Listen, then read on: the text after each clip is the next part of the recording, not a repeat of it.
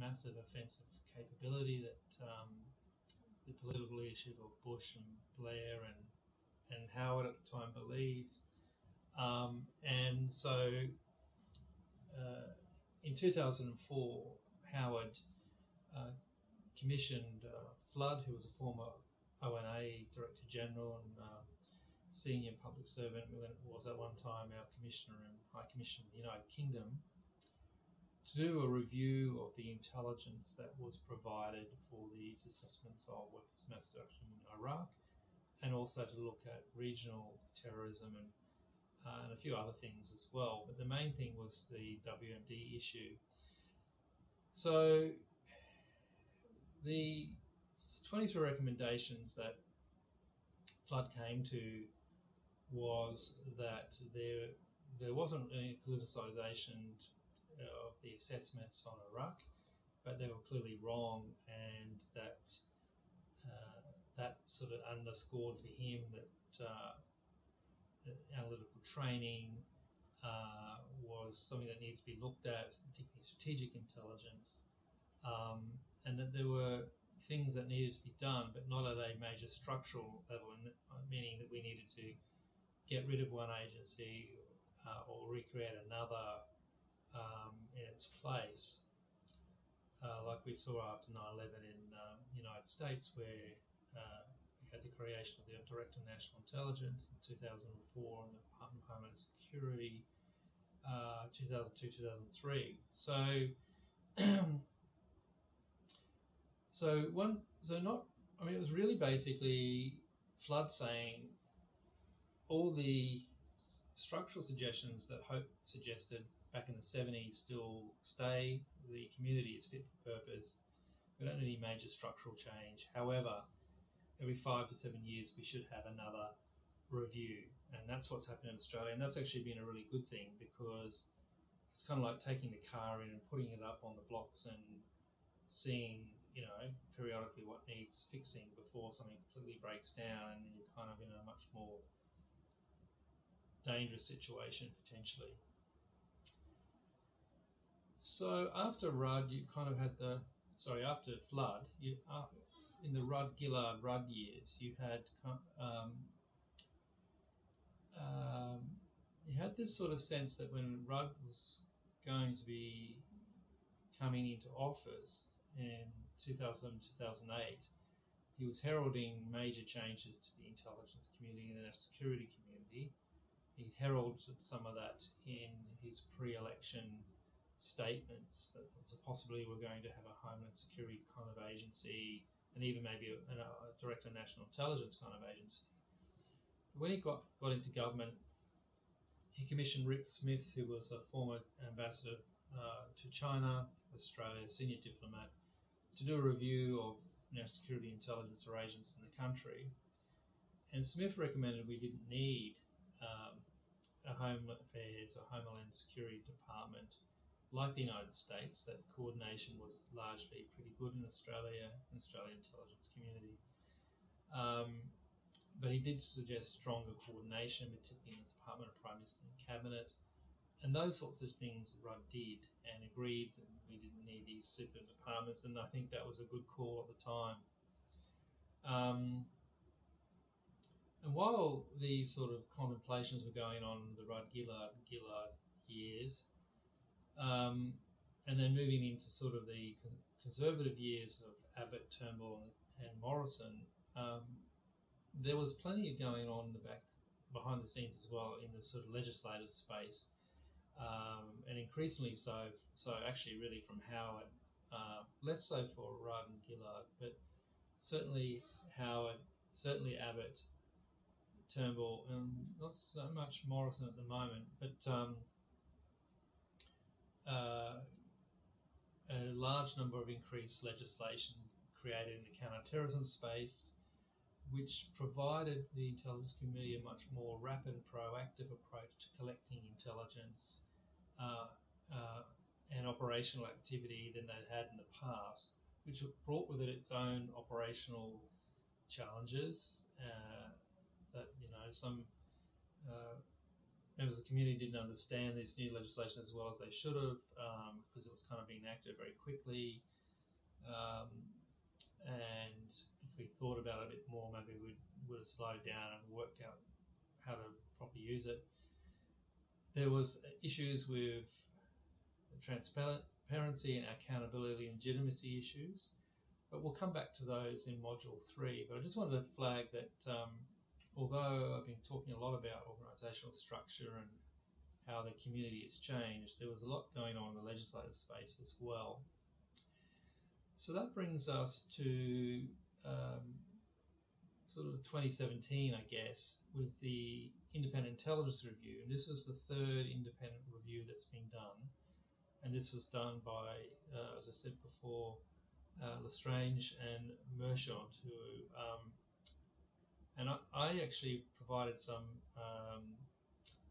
testimony to this review, which some of my comments were picked up, which was pretty neat. But it came up with 23 recommendations, and it largely said that the community performs very well, but as the complexity of the security environment is changing, we need to make sure that the community is not just the sum of not just these independent agencies, but they can work as a whole of enterprise, whole of community approach. And so the first recommendation was to establish from the Office of National Assessments, the Office of National Intelligence, which we mentioned earlier, which was created in 2018. And so that was established in 2018, and it's headed by the Director General of ONI, who is designated as the Senior Intel Advisor to the Prime Minister and Cabinet. And what it didn't do, though, was give the Director General powers over the heads of these other agencies in the intelligence community to sort of say, well, you have to do this because I asked you to do this. It's more of a advisory, cajoling, kind of suggestive mandate rather than a prescriptive do this, do that.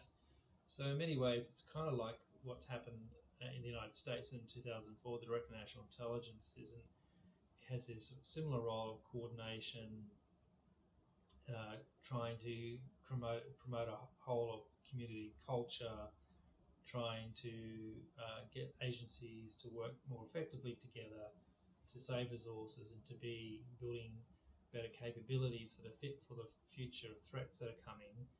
So it's similar to the Director of National Intelligence in Australia in terms of the powers that the Director General has, which are fairly limited, actually.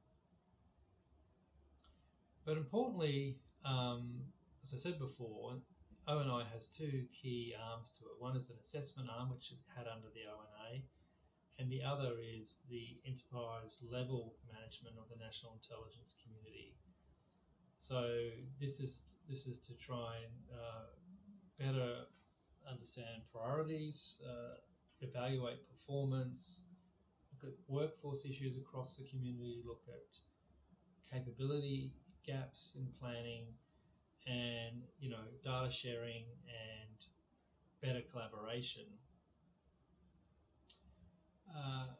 So I mentioned just then about data sharing. So one of the other things that came out of the Independent Intelligence Review is that they wanted ONI to lead on a whole of agency information communications and technology connectivity initiative. So this is something that is trying to bring these different systems that different agencies use together in a way that's more collaborative, and allows silos that might exist to be broken down. So there's several other very detailed recommendations that Michael Lestrange and Steve Merchant in the Independent Intelligence Review recommended. So there's a link to that in your study notes, and I recommend you just kind of go through, just not to read the whole report, you can go through the 23 recommendations. So that brings us to the end of the presentation. We've kind of gone very quickly through the history of the Australian intelligence community. And as I said, the notes have got more detail on them. So you're welcome to look at the notes as well. So in sum, I would say that 2017 was a big year for the Australian national intelligence community. There was lots of change, lots of reform measures that were suggested by the reviewers, but a lot of that still needs to be bedded down in particular areas, such as how can the intelligence community more reach out externally for advice on threats and subject matter expertise, on capability issues, on research, on workforce planning, training and education. And I think the ONI will eventually get there with a lot of this stuff, but it is slow work in that the ONI has to come up with a policy that's going to, an approach that's going to be meaningful, but also get the agreement of all the other members of the intelligence community. So intelligence governance, which is a word I use a lot, will be very important, and it'll be important for the director of ONI and the heads of all the other intel agencies to come together with consensus decision making, rather than just well, this is what my agency is doing, and I don't really care what your agency is doing, and we're just going to get on with it and kind of compete against each other. This will be really important because resources are increasingly limited. Perhaps, particularly now after COVID-19, the Treasury being repairs will take a while. There isn't going to be a lot of cash given for security intelligence agencies to splash around in that more constrained environment. And the security environment is increasingly becoming much more complex, much more unpredictable, much more volatile.